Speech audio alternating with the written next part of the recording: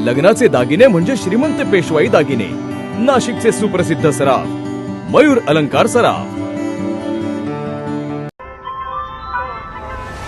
ताज्या बातम्यांसाठी नाशिक न्यूजच्या YouTube चॅनलला सबस्क्राईब करा आणि बेल आयकॉनला प्रेस करा।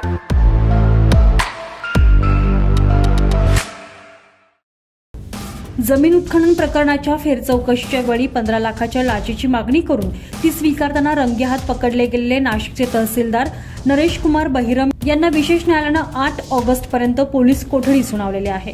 बहिरम यांच्या घरात एसीबीच्या हाती मोठे घबाड लागले असून त्यात 4,80,000 रुपयाची रोकड, 40 तोळे सोने आणि 15 तोळे चांदीचा समावेश आहे।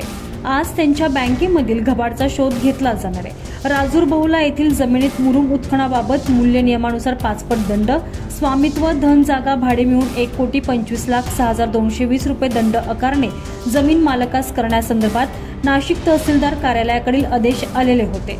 त्या आदेशाविरुद्ध जमीन मालकांनी नाशिकच्या उपविभागीय अधिकाऱ्यांकडे अपील दाखल केले होते। त्याबाबत आदेश झाल्यानंतर हे प्रकरण फेर चौकशीसाठी तहसीलदार नरेश कुमार बहिरम यांच्याकडे पाठवण्यात आले।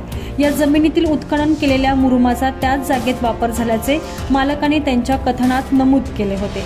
त्या संदर्भात पडताळणी करण्यासाठी तहसीलदार बहिरम यांनी जमिनीच्या मालकांना स्थळ निरीक्षण वेळी राजूर बहुला येथे बोलावलेलं होतं, परंतु जमिनीच्या मालक वयोवृद्ध आणि आजारी असल्यानं त्यांनी तक्रारदारास त्याच्या वतीने कायदेशीर कारवाईसाठी अधिकार पत्र दिल्यानं ते स्थळ निरीक्षणावेळी तहसीलदार बहिरम यांना भेटले। त्यावेळी बहिरमनं तक्रारदाराकडे तडजोडी अंती 15 लाख रुपये लाचेची मागणी केलेली होती। लाचेची रक्कम शनिवारी बहिरम यांनी कर्मयोगी नगरमधील राहत्या घराच्या इमारतीतील वाहन तळात स्वीकारली।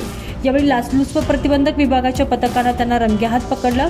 बहिरम यांच्याविरुद्ध भ्रष्टाचार प्रतिबंधक कायद्यान्वये गुन्हा दाखल करण्यात आलेला आहे। तर लाचलुचपत प्रतिबंधक विभागानं बहिरम यांच्या बेहिशोबी मालमत्तेचा शोध सुरू केलेला असून मेरिडियन गोल्ड इमारतीतील त्यांच्या घराच्या झडतीत 4,80,000 रुपयांची रोख रक्कम, 40 तोळे सोने आणि 15 तोळे चांदी आढळून आल्याचं पोलीस अधीक्षका शर्मिष्ठा घारगे यांनी सांगितलेलं आहे। तुषार ढेपले, नाशिक न्यूज, नाशिक।